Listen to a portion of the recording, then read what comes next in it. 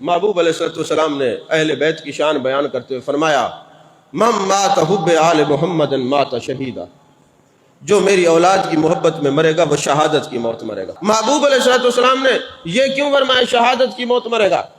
شہید ہے اشد سے، اشد کا معنی ہے دیکھنا۔ کس کو دیکھنا؟ جب کوئی بندہ شہید ہوتا ہے اس کی روح بعد میں نکلتی ہے، پروردگار کا دیدار پہلے ہوتا ہے۔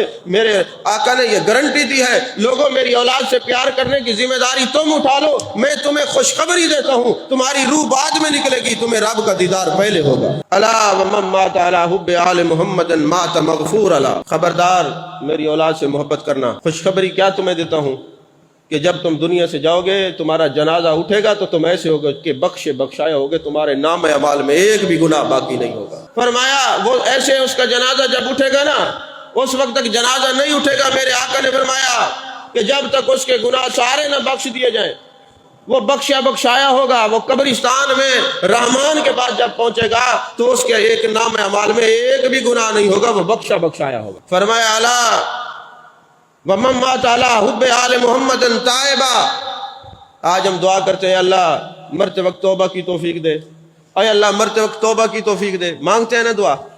بولیے تو صحیح، ناراض ہو کے بیٹھے مانگتے ہیں نا؟ اے اللہ ہمارا خاتمہ ایمان پر فرما، اے اللہ ہمیں توبہ کی توفیق دے، مرتے وقت کلمہ نصیب فرما، ہم جب دنیا سے جائیں توبہ نصیب ہو جائے۔ مانگتے ہیں نا دعا؟ تو محبوب نے نسخہ دیا ہے، میرے اہل بیت سے پیار تم کرو، گارنٹی میں دیتا ہوں مرو گے نہیں جب تک توبہ کی توفیق تمہیں اللہ نہیں دے گا۔ فرمایا الا ومن مات علی حب آل محمد مات مستکمل الایمان، 77 شعبہ جات ایمان کے۔ یہ کتاب جو ہے نا شعب الایمان حدیث پاک کی، اس میں بتایا گیا ہے، حدیث پاک سے ثابت کیا کہ ایمان کا 1 درجہ 2 درجہ 77 درجات ہے۔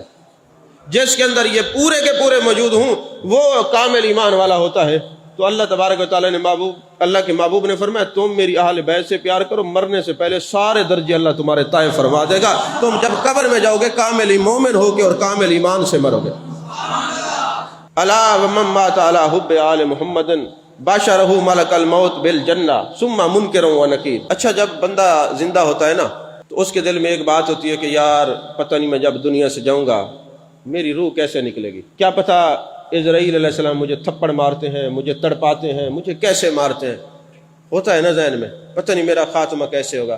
یار فلاں بندہ جو مر رہا تھا نا، ہم نے دیکھا وہ زمین پہ گر گیا، وہ تڑپنے لگ گیا، مٹی اس نے منہ میں مٹی اپنے سر پہ ڈال دی۔ نزا کا عالم بڑا سخت ہوتا ہے، اللہ تعالیٰ نزا کی سختی سے پناہ عطا فرمائے۔ کئی ہم نے عزیز و اقربا کو دیکھا، رشتہ داروں کو دیکھا کہ موت کے وقت تڑپتے ہیں، ان کو تکلیفیں محسوس ہوتی ہے، کوئی زمین پہ گر جاتے ہیں۔ بزرگان دین کے بھی حالات دیکھیں تو کسی نے کہا مجھے زمین پہ لٹا دو، میں عاجزی سے اس دنیا سے جانا چاہتا ہوں۔ دل میں بات آتی ہے پتہ نہیں کیا کیفیت ہوگی، پتہ نہیں مرتے وقت ہمارا کیا حال ہوگا، کیا حشر ہوگا، یہ سوچتے رہتے ہیں نا۔ تو میرے محبوب نے نسخہ دیا، فرمایا الا ومن مات علی حب آل محمد باشرہ ملک الموت بالجنہ، کہ تم اس تڑپنے والی موت کے لیے پریشان نہ ہونا، تم یہ نہ سمجھنا پتہ نہیں کیسے موت آئے گی، تمہیں نسخہ دیتا ہوں۔ وہ نسخہ یہ ہے میری اولاد سے تم محبت کرنا، اسرائیل تھپڑ نہیں مارے گا، ڈرونی شکل سے نہیں آئے گا، تکلیف نہیں دے گا، آ کے کہے گا آ جاؤ تمہیں جنت میں لے کے جانے کے لیے آیا ہوں۔